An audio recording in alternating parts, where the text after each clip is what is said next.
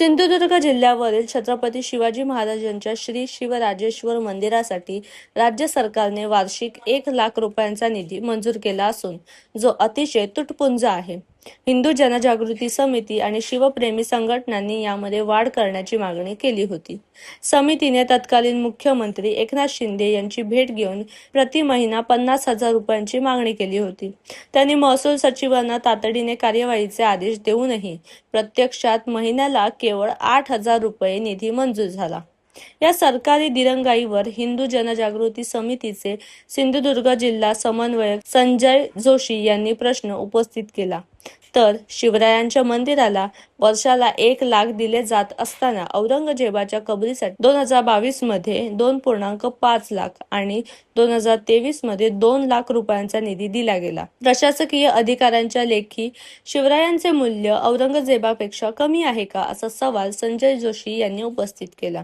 श्री शिवराजेश्वर मंदिरासाठी प्रति महिना 1,00,000 रुपये निधी मिळावा, औरंगजेबाच्या कबरीसाठी दिला जाणारा निधी तात्काळ बंद करण्यात यावा आणि सिंधुदुर्ग किल्ल्याचे सुशोभीकरण करण्यात यावे अशा मागण्या समितीकडून करण्यात आल्या असून या मागण्यांची पूर्तता न झाल्यास संपूर्ण महाराष्ट्रभर सनदशीर आणि लोकशाही मार्गाने तीव्र आंदोलन छेडले जाईल असा इशारा देण्यात आलाय। नमस्कार, मी संजय जोशी, हिंदू जनजागृती समिती सिंधुदुर्ग जिल्हा समन्वयक।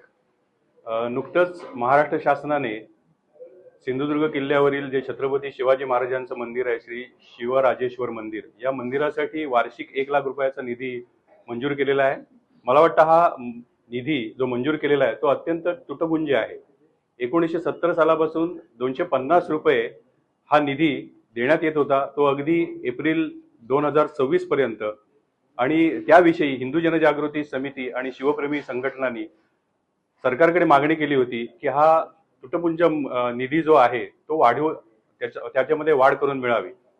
हिंदू जनजागृती समितीने उपमुख्यमंत्री माननीय एकनाथजी शिंदे यांची भेट घेतली होती आणि त्यावेळेला समितीने त्यांच्याकडे मागणी केली होती की 50,000 रुपये प्रति महिना एवढा निधी या मंदिरासाठी दिला जावा।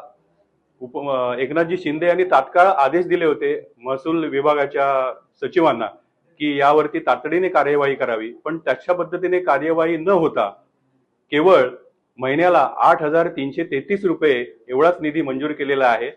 मग या जो उपमुख्यमंत्र्यांनी जो आदेश दिला होता त्याची कार्यवाही का झाली नाही महसूल अधिकाऱ्यांकडनं, हा एक प्रश्न आहे। तर याचं उत्तर निश्चितपणे त्यांनी दिलं पाहिजे। म्हणजे ज्या छत्रपती शिवरायांनी हिंदवी स्वराज्याची निर्मिती केली, ज्यांच्यामुळे आमच्या गोमाता वाचल्या, ज्यांच्यामुळे आमच्या माता भगिनींची अब्रू वाचली, ज्यांच्यामुळे आमची मंदिरं वाचली, ज्यांच्यामुळे आमची धर्म आणि संस्कृती वाचली, त्या छत्रपती शिवरायांची त्यांच्याच महाराष्ट्रामध्ये अशा प्रकारची अवहेलना होत असेल तर हे शिवप्रेमी किंवा हिंदुत्ववादी संघटना कदापिही सहन करणार नाही। आज इकडे छत्रपती शिवाजी महाराजांच्या मंदिरासाठी वार्षिक 1,00,000 रुपये निधी दिला जातोय, मात्र तिकडे क्रूरकर्मा औरंगजेबाच्या कबरीसाठी मात्र दुप्पट निधी दिला जातोय। 2022 मध्ये 2.5 लाख रुपये आणि 2023 मध्ये 2,00,000 रुपये या कबरीसाठी निधी दिला गेलेला आहे।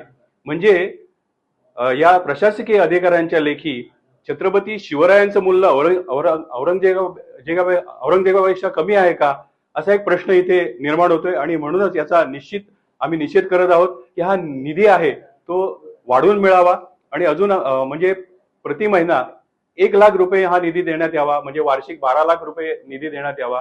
एवढंच नव्हे तर औरंगजेबाच्या कबरीसाठी जो निधी दिला जातोय तो ताबडतोब बंद करण्यात यावा आणि सिंधुदुर्ग किल्ल्याचं सुशोभीकरण करण्यात यावं अशी आमची या निमित्ताने मागणी आहे। आम्ही जी मागणी केलेली आहे त्याची जर पूर्तता झाली नाही तर आम्ही सनदशीर मार्गाने संपूर्ण महाराष्ट्रभर आंदोलन करणार आहोत। सर्व आमदार असतील, मंत्री असतील, त्यांना ठिकठिकाणी आम्ही निवेदन देणार आहोत आणि सनदशीर मार्गाने रस्त्यावर उतरून आम्ही निश्चितपणे या निधी वाढवण्यासाठी आपण आंदोलनाचा मार्ग हा स्वीकारणार आहोत।